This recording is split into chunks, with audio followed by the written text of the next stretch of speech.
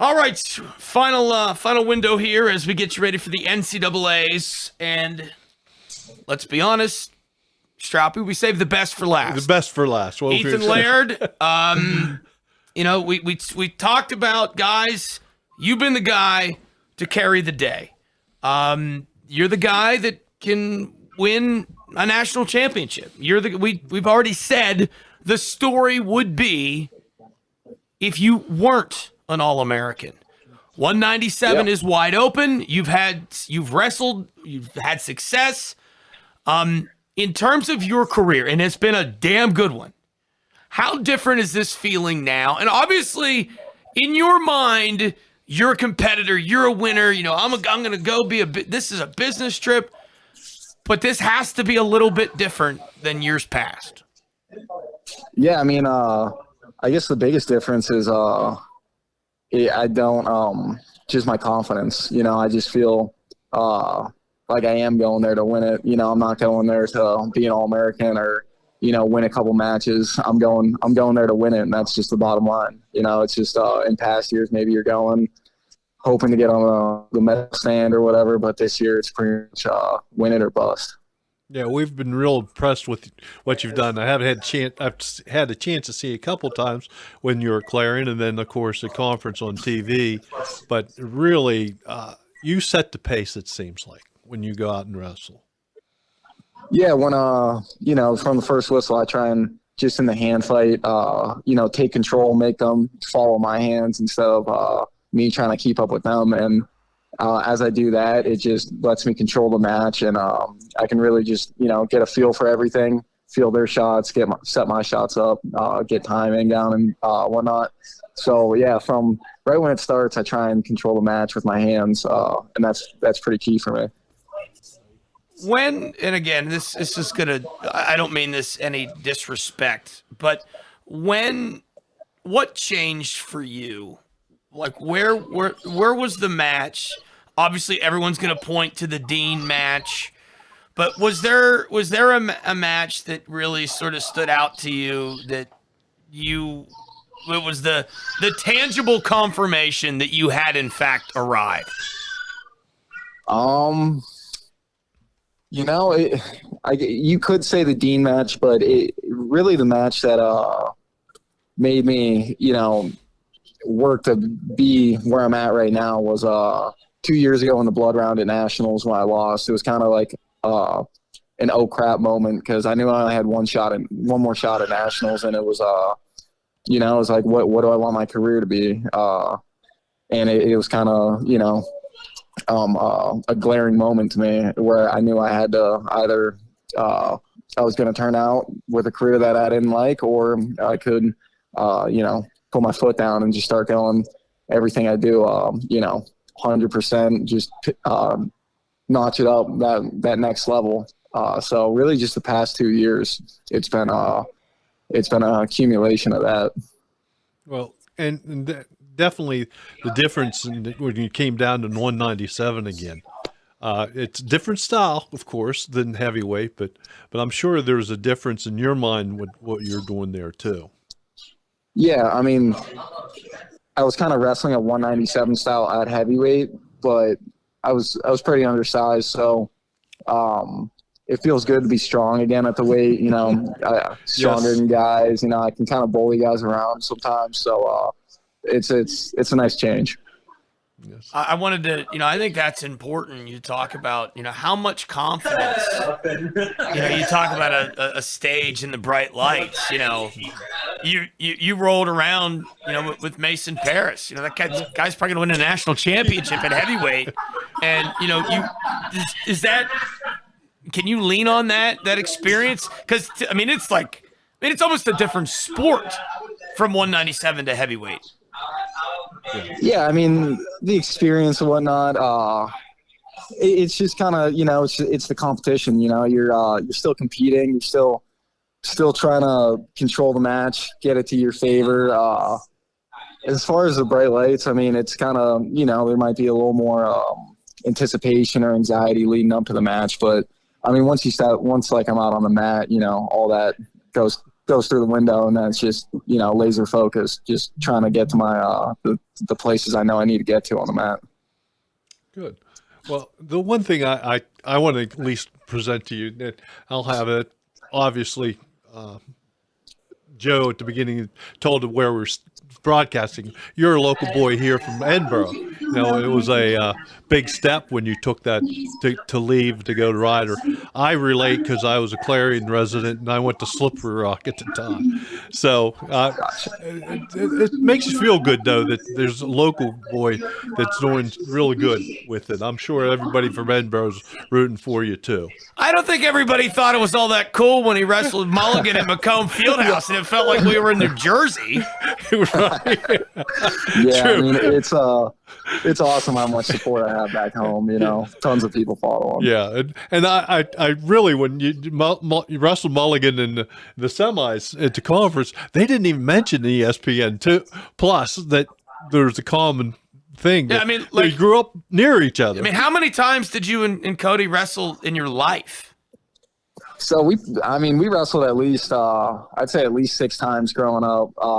Before I wrestled him in Macomb, the last time was my junior year of high school. Yeah. But from that junior year of high school to when I was, 6, 7 years old, I only beat him one time. He always got the best of me. He was real tough growing up. So, but I think it just speaks to the gains I've made in college. Things change. You're right. Now, are you going to be wearing a tie and vest in your travels in honor of your high school coach, Cook? No, I picked up a lot of things from Cook. He taught me a lot of things, but I don't think I can pull off his wardrobe. He's got me there. I can't pull off the things he wears. Now, so this is, and again, you've been at what feels like at Ryder for a long time. Well, you have been at Ryder for a long time. This is it. Win, lose, or draw, this is it. Where are you in the headspace? I think a lot of times, people don't prepare themselves. I mean, is this shoes off? Are you going to, what's it going to be from here? Are you going to be a coach? Are you chasing more medals? What's the plan? I'll definitely probably do like U.S. Open this spring and stuff. But yeah, I mean, I want to go into coaching. I'd love to stick around Ryder, or if there's an opportunity somewhere, then I'd love to stick around coaching. I mean, I've taken a lot of classes, a lot of business classes in my 6 years at Ryder, and nothing quite sounds as good to me as coaching does. Wrestling's what I love, and I know that as long as I'm around the sport, I'll be happy, and I'll be a good avenue for me. Now you are literally in the airport, ready to go. I have a final question. We do want to get some time with Coach Hangey before we lose you, but I think when you're in my business and you get to see senior day, and you realize that either you stunk and you didn't make the playoffs, or you won it all. But generally speaking, most people lose their last time out. I mean, regardless of the sport, either you won your last game because you didn't make the playoffs, or you got beaten somewhere along the way. Have you mentally prepared yourself for what that emotion's going to be, regardless of how it ends? Yeah, I mean, it's it's kind of a tricky thing to deal with leading up to that tournament. But if I'm being honest, like I just look, even now I can look back at my career and my teammates, my coaches, the relationships I've made, and it's like I've already won. I've had amazing relationships. I have a ton of support from back home, a ton of people rooting for me. So it's like I'm not going to let the pressure of maybe ending my career on a loss or something like that, something that's not real. It hasn't happened. I'm not going to think about things that aren't real. I know what's real, and what's real is that I have an amazing support group. I have a ton of people who care for me and support me, and that's what I like to focus on. Well, I have a business proposal so you can reiterate your support. Would you be interested to be buying all the beers at the Edinburgh Hotel during the 197 National Championship that you're wrestling in? Would you be willing to do that? Because I can't wait. I am 1,000% gonna be there. Me and Mikey DePalma will be bellied up to the bar and a TV watching General McClain's Own wrestle for a national title. And if you're paying for the beer, it'll make it all the better. Yeah, I don't know if it'll be coming straight out of my bank account, but I'll see what I can do. Maybe I'll make some phone calls, see if we can get some free beers going. There you go. But we want you to focus on that one goal, though. We really do. And I tell you what, we're all rooting for you, buddy. Congratulations on a hell of a career. And good luck. Thank you. Good luck. Thanks. All right, can we get Coach Hangey, or you're jumping on an airplane? Yep. No, here's Hangey right now. Hello. Hi, Coach. Coach. All right, we're still recording here. I gotta, this we've talked all through the series here that all eyes are on Ethan, and the reason all eyes are on Ethan is that this is a kid, and I said this before. I said it to him. I'll say it to you. The story would be that he's not an All-American, and why not win a national title? Your thought, his development back to 197. I mean, the dude has been an ass kicker from day one. What is your thought process as he prepares for this endeavor? I couldn't agree more with you. Why not? Somebody's got to be the first one to do it ever in the history of our program, right? Why not Ethan, right? Absolutely. And you're right. He's done a great job for us from day one that he stepped on campus, but he's grown leaps and bounds. And when I say that, I mean, especially just this past year with his red shirt and into this season, and freestyle was a large part of that. He learned to wrestle against the senior level competition. He developed more patience, more poise, more confidence, and positional awareness. And he's probably the smartest kid I've ever coached when it comes to making adjustments mid-match on technique, what the kid's open for, what the kid's trying to do, and he calculates a move ahead or two against everybody, and it's something like I've never seen before with anybody I've ever coached. Yeah. Definitely seeing that, but you have two other wrestlers going too right now, Mackenzie Bell and Quinn Kinner.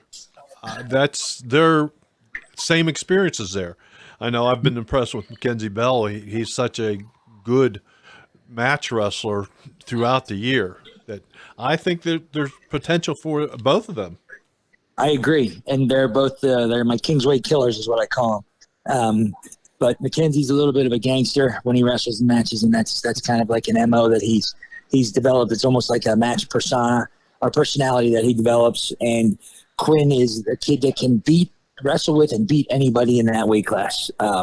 So I really like where they're sitting in the brackets. I really like their chances, and I can guarantee you that they're going to go out there and they're going to give it the best they got. We talked to Coach Hill with Ryan Burgos. 149 is interesting. Is there an advantage or disadvantage? Because 6, I believe, from the MAC, is that a good deal or bad? Is that, how do you view that? Familiarity breeds contempt. We've seen Burgos and Kinner go back and forth. There's a lot of talent from the MAC at 149. Is that an advantage by being in that situation every night in the dual meet season? Let's be honest, about every night you're wrestling an NCAA wrestler. Does that help those guys to get ready for this tournament? Most definitely. It helps you prepare for each match, which is what you have to do when you're out in the national tournament. You can't look past anybody. You have to make sure that you give your best effort. And if you're used to doing that because you've had to do it through the dual meets schedule, then it's just making you better prepared and better, chances for success. So I think it absolutely helps. And it's like having a built-in workout partner that's making you better in practice every day, but your competitions are even higher. So it's making you more prepared for what the success that you want. How do you, obviously, the coach in you is going to say one match at a time, yada, yada, yada. I know all the coach speak. Doesn't matter the sport. It's all the same. But, when it comes to the short turnaround times for some of these matches, how far out are you scouting? I mean, are you watching? I mean, I'm sure there's notes somewhere on Nino Bonacorsi, but how much time are you able to dedicate in these short windows? Well, to be honest with you, we've been doing that all year. We've been looking at who's in the rankings and looking at who Ethan might see here and there, and Scuffle, we did it, so it's like we know everybody's tendencies for the most part, so it's not like we have to go back and learn them all over again. But the biggest thing with our guys is if we tell them to do too many things, then they're going to stop wrestling and not be themselves. So they just got to go be themselves. And we make them aware of a couple things that the guy may have as like, his favorite tendencies to go out there, whether it's a single leg to your left or, a high crotch to your right, whatever it may be. But we're not going back. We're just giving little tidbits, but they just got to go be themselves. Because if you're trying to do that, you're going to hold yourself, your potential back, and you're not going to wrestle your best. Yeah. Coach, overall, I know the MAC conference, it looked a lot better this year as far as the competition in and out. And that's what we're trying to kind of promote this whole thing with the MAC. What's your impression this year of the MAC? I'll tell you right now, it was a dogfight, and there was probably 3 to 5 teams that were viable candidates to win the whole tournament. And whoever had the best 2 days came out, and that was Lockhaven. Yeah. But I think it's the parity's getting there to the, across the board. But it's also, I think the coaches have put an emphasis on getting kids to qualify spots for the national tournament so that the kids can get to the national tournament from the MAC, and we can grow and develop with better recruits, and it all kind of like trickles down that way. So the coaches have made a concerted effort to make that happen for each individual team. But it's also the balance of the kids we're recruiting is raising the whole level of the conference. And I do like what I see. I think we're trending in the right direction, and I think our kids are competitive as hell with anybody, that's out there. I agree with you. Coach Henge, I got a question, sort of a big picture question. Obviously you wrestled Oklahoma, you wrestled Rutgers, you wrestled Penn State. You're in the Scuffle, and we talk about, to make the MAC better, Ryder has to get better. To make the MAC better, Clarion has to get better.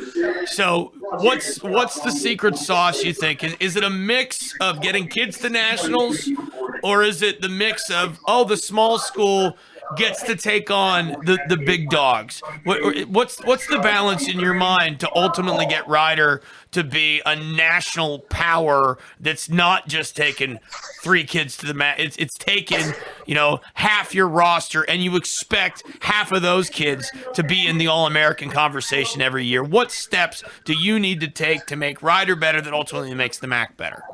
Well, it's a definite delicate balance, because if you don't wrestle teams like Penn State, Rutgers, Purdue, Oklahoma, you ain't getting those recruits. I don't care what you have to offer. You got to make sure that you have that kind of schedule, because those kids want to wrestle that. And then you got to make sure that you develop those kids. But you need to have wins and develop confidence at the same time so that they can get their chance. Because, look, you got to balance. It's like balancing win percentage and RPI. You wrestle Penn State, so your RPI goes up, because you're most likely not winning so many matches when you wrestle them in a duel. Let's be honest. Right. Then you wrestle other teams to get your win percentage up so your kids can get the best of both worlds. So you got to have that delicate balance, but you got to have it. The competition's got to be stiff enough, but it's also got to be balanced enough to where you can get the kids confidence so that they can believe that they can beat those kids from the Power Fives, get to the All-American rounds, and make it happen. Because if you don't do that, you can make the toughest schedule in the world, but you just beat your kids into the ground and you'll never get anything out of them. So you got to have a very delicate balance when it comes to doing both, but you definitely need to do both. John, I appreciate the time. Best of luck to your squad. Safe travels, and hopefully we can do this again soon. Yeah, good luck, Thanks, Coach. I appreciate it. And looking forward to maybe next week talking with you about the All-Americans. Absolutely. I love it. All right. Good luck. Thank you. Thanks, Take guys. care. All right. There it is. We're done for now. Hopefully we can do this again. It was, if nothing else, it was fun. It was fun, Thank you. and we will. What is it? 20. What's the total number you got in front of you? How many? 27. 27. Want to wish them all good luck, but I can go down there if you want me to, Joe. Yeah, quickly. Go ahead. Okay, at 125, Anthony Noto from Lock Haven, and at 125, Jake Ferry from Kent State. At 133, Gable Strickland from Lock Haven. At 141, Seth Coleno from Clarion and Josh Mason from Bloomsburg, along with Mackenzie Bell from Ryder and Saul Irvin from Southern Illinois' Edwardsville. At 149, we have quite a few here. Johnny Lovett from Central Michigan, Nate Higley from George Mason, Quinn Kinnear from Ryder, Ryan Burgos from Edinburgh, Alec Hagan from Ohio, and Caleb Tyrus of Southern Illinois University, Edwardsville. 157, again, there's quite a bit of them. We have Peter Pappas from George Mason. 2, Ashton Eiler from Lock Haven. 3, the third place is Peyton Kyler from Ohio. And Corbin Munson from Central Michigan. Isaac at 65, Isaac Olnick, I'm missing that, from Northern Illinois. 174, Alex Kramer from Central Michigan. And John Worthing from Clarion. Tyler Stolfus from Lock Haven. Sal Perrine from Ohio. At 184, we have Will Feldkamp from Clarion. And Zane Lehman from Ohio. And then 184 also as Giuseppe Hoost from Buffalo. At 197, Ethan Laird from Ryder. And the last is at 285 is Colt McKiernan from Southern Illinois' Edwardsville. All of them, we wish them good luck this weekend. Yeah, certainly a lot of fun and hopefully able to not only get some guys on the podium, but I'm serious. I think, and this not being a homer bias, I think Laird has a legit shot to win a national title, and that would be awesome. Wish them all good luck, then. All right. Thank you, John. Thank you, Joe.